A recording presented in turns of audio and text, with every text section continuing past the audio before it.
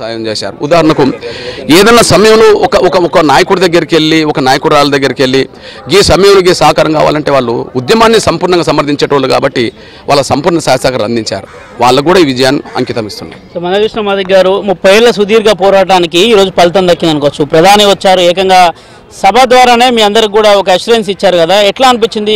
నిజంగానే కేంద్ర ప్రభుత్వం కావచ్చు, సుప్రీంకోర్టులో కావచ్చు, నాటి సందర్భంలో ఊహించారా 30 ఏళ్ల తర్వాతకైనా కానీ న్యాయం జరుగుతుందని? కానీ ఇప్పుడు రాష్ట్ర ప్రభుత్వాలను ఇంప్లిమెంట్ చేయమని కూడా సుప్రీంకోర్టు చెప్తుంది కదా, ఎట్లా ఉండబోతుంది దాని మీద? అంటే న్యాయం కోసం మేము పోరాటం చేస్తున్నాం కాబట్టి న్యాయం ఎప్పటికైనా జరుగుతుందని మేము అనుకున్నాం, అది వేరు విషయం.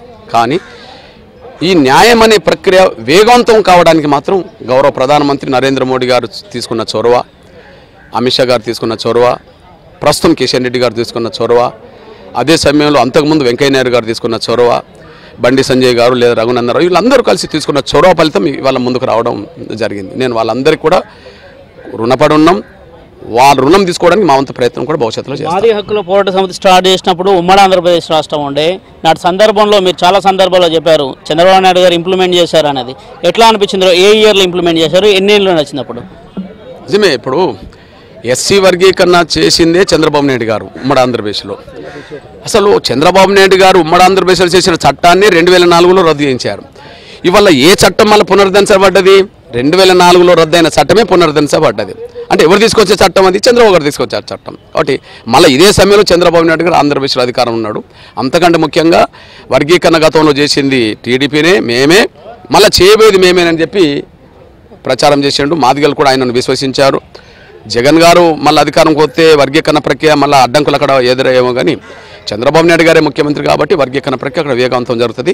నిజంగా చెప్పాలంటే చంద్రబాబు నాయుడు గారు తీసుకున్న చట్టమే కనుక మనస్ఫూర్తిగా ఆయనను కూడా నేను అభినందిస్తున్నాను. కానీ ఆ రాష్ట్రాన్ని తీసుకొచ్చిన చోట ఆయన ఇంప్లిమెంట్ చేస్తారు. ఇప్పుడు ఈజీ పక్క రాష్ట్రంలో తెలంగాణ అత్యధికంగా మాదిగలు ఉన్న ఎక్కువ ప్రాంతమైన తెలంగాణ రాష్ట్ర ప్రభుత్వం నుంచి ఎట్లా సహకరిస్తుంది? కాసేపటి క్రితమే సీఎం రేవంత్ రెడ్డి అసెంబ్లీలో కూడా ప్రకటించారు, పూర్తి పక్షాన మేము మద్దతు తెలుపుతున్నాము అని చెప్పారు కదా, ఆయన ఎట్లా చూస్తారు దాన్ని? ఇప్పుడు గతంలో ఎస్సీ వర్గీకరణ సమర్థిస్తూ పలు బహిరంగ సభల్లో సోదరులు రేవంత్ రెడ్డి గారు మాట్లాడిన సందర్భాలు, మద్దతిచ్చిన సందర్భాలు ఉన్నాయి. అదే సమయంలో సుప్రీంకోర్టులో విచారణ జరిగే సమయాన్ని కూడా లూద్రా గారిని పెట్టి వాదించిన సందర్భాలు కూడా ఉన్నాయి. కాబట్టి ముఖ్యమంత్రి వర్గీకరణకు అనుకూలమని అంతకుముందే తెలుస్తుంది. కాబట్టి నోటిఫికేషన్ల ప్రక్రియలు కూడా వర్గీకరణ అంశం ఉండే విధంగా ఈ విద్యా సంవత్సరం మళ్ళీ నష్టపోకుండా త్వరగా వర్గీకరణ అమలు చేసే విధంగా సోదరులు రేవంత్ రెడ్డి గారు ప్రత్యేక శ్రద్ధ పెట్టాలని చొరవ తీసుకొని ముందుకు రావాలని కోరుతున్నాను. మీ కులాల్లో సబ్ క్యాస్ట్లు ఉన్నారు, మాలలు ఉన్నారు, వాళ్ళకి ఏం చెప్తారన్న? వాళ్ళు కూడా ఫస్ట్ కేసు వాళ్ళు కూడా సుప్రీంకోర్టుకు వచ్చారు కదా, ఇది మాదిగల విజయమనో లేదా మాలల అపజయమనో కాదు. దయచేసి ఒక అంబేద్కర్ సాధించిన రిజర్వేషన్ ఫలాలు అందరికి అందించడం కోసం జరిగిన పోరాటంలో భాగంగా దీన్ని చూడాలి. దయచేసి 2004 నుంచి 2024 వరకు విలువైన సమయాన్ని కోల్పోయాం. 2004 తీర్పు తప్పని ఇప్పుడు చెప్పడం జరిగింది 20 ఏళ్ల తర్వాత. కానీ 20 ఏళ్ళ నుంచి ఇదే పోరాటం చేయాల్సి వచ్చింది కదా. అదే పోరాటం కనుక లేకపోతే, వర్గీకరణ అంశం రద్దు కాకపోతే ఈ 20 ఏళ్లలో దళిత వర్గాలందరి ప్రయోజనాల కోసం ఎన్నో ఉద్యమాలు చేసి కొన్ని న్యాయం సాధించడానికి అవకాశం వచ్చేది కదా.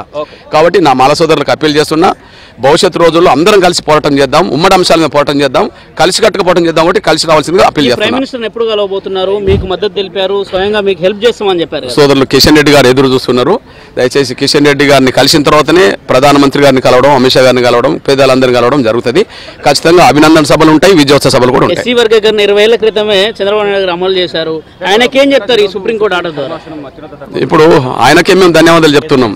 ఎందుకంటే ఉమ్మడి ఆంధ్రప్రదేశ్లో వర్గీకరణ చేసిందే తాను. ఆయన చట్టమే గతంలో రద్దు చేయించారు. ఇప్పుడు ఆయన తీసుకొచ్చిన చట్టమే మళ్ళీ పునరుద్ధరించబడ్డది. ఎంత గర్వకారణం! చంద్రబాబు నాయుడు గారికే గర్వకారణం.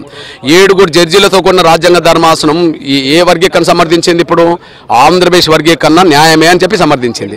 అంటే చంద్రబాబు నాయుడు గారు ముందు చూపుతో చేసిండు అనడానికి, న్యాయం వైపే చంద్రబాబు నిలబడతాడు అనడానికి అది సాక్ష్యం కదా. కాబట్టి ఖచ్చితంగా సంపూర్ణ విశ్వాసం ఉన్నది, సంపూర్ణ నమ్మకం ఉన్నది. చంద్రబాబు నాయుడు గారు వర్గీకరణ ప్రక్రియ అన్ని కోణాలు ముందుకు తీసుకెళ్తాడు. చివరికి ఒక ప్రశ్న, 30 ఏళ్ల సుదీర్ఘ పోరాటం, మందకృష్ణ మాదిగ పోరాటం, ఎంతో మంది మీరు ఇందాక చెప్పారు, ఎంతో మంది అవమానించే విధంగా కావచ్చు, డబ్బులు లేవు, పొలిటికల్ సపోర్ట్ లేదు, అయినా కానీ ఈ ఆఖరిగా మీరు గెలిచారు కదా.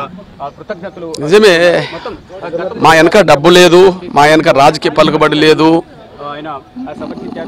మాకు గాడ్ ఫాదర్లు ఎవరు లేరు. కానీ ఒక అంశం, న్యాయమైన అంశాన్ని మాదిగల పక్షాన పోరాటం మొదలు పెట్టాం కనుక ఆ పోరాటంలో ఎన్ని అవాంతరాలు వచ్చినా కూడా పోరాటంలో విజయం సాధించేందుకు పోరాటం చేయాలనే ఒక అంశమే మనం ముందుకు నడిపించింది. అంతిమంగా విజయం సాధించడం అంటే నేను అనుకుంటున్నా రాబోయే 100 తరాల భవిష్యత్తుకు ఇది ఒక పునాదులు వేసినట్టుగా కనిపిస్తున్నది. థ్యాంక్ యూ మందకృష్ణ గారు. ఇది ఓవరాల్ గా ఎంఆర్పీఎస్ అధినేత మందకృష్ణ మాదిగా కొంత ఆనందాన్ని వ్యక్తం చేస్తున్నారు. దాదాపు 20 ఏళ్ల తర్వాతకి సుప్రీంకోర్టులో న్యాయం జరిగింది. 2000 సంవత్సరం నుంచి 2004 వరకు నాటి రాష్ట్ర ప్రభుత్వం చంద్రబాబు నాయుడు హయాంలో దీన్ని ఇంప్లిమెంట్ చేశారు ఎస్సీ వర్గీకరణ. అనంతరం మాలా మానవులకు సంబంధించిన నేతలు కొంతమంది సుప్రీంకోర్టును ఆశ్రయించారు. అనంతరం దీనిపైన స్టే విధించారు. కానీ 20 ఏళ్ల కిందట ఎస్సీ వర్గీకరణ చేశారు. ఎస్సీలకు అనుకూలంగా నాటి సందర్భంలో రాష్ట్ర ప్రభుత్వం అమలు చేయడం జరిగింది. సుదీర్ఘ కాలం తర్వాతకి ఈ రోజుకు తమకు న్యాయం జరిగిన 30 ఏళ్ల పాటు అనేక ఉద్యమాలు చేశాము. ఎవరు కూడా ఉద్యమానికి వెన్నుదనున్నా కొంతమంది ఉద్యమాన్ని నీరుగార్చే ప్రయత్నం చేసినట్టు కూడా ఎక్కడ కూడా ఉద్యమాన్ని అణచివేసుకోకుండా ఎక్కడ కూడా ఉద్యమాన్ని వెనక్కు తగ్గకుండా కూడా ముందుకు తీసుకెళ్లామని దాదాపు 24 ఏళ్ల తర్వాత తమకు సుప్రీంకోర్టులో న్యాయం జరిగిందని ముఖ్యంగా ప్రధాని మోదీ అదేవిధంగా వివిధ పార్టీలకు సంబంధించిన నేతలు అదేవిధంగా అందరూ కూడా తమకు మద్దతు తెలిపారు. అందులో భాగంగానే ఈరోజు సుప్రీంకోర్టులో కూడా మాకు న్యాయం జరిగిందని చెప్తున్నారు. ఇది ఒక వర్గం విజయం కాదు, ఇది అన్ని వర్గాల విజయం. ప్రధానంగా మాల సోదరులు కూడా ఈసారి ఖచ్చితంగా కూడా తమకు మద్దతు తెలపాలి, భవిష్యత్తులో అందరి హక్కుల కోసం పోరాటం చేద్దామని కూడా మందకృష్ణ అయితే చెప్తున్నారు. ఇది ఇక్కడ తాజా పరిస్థితి.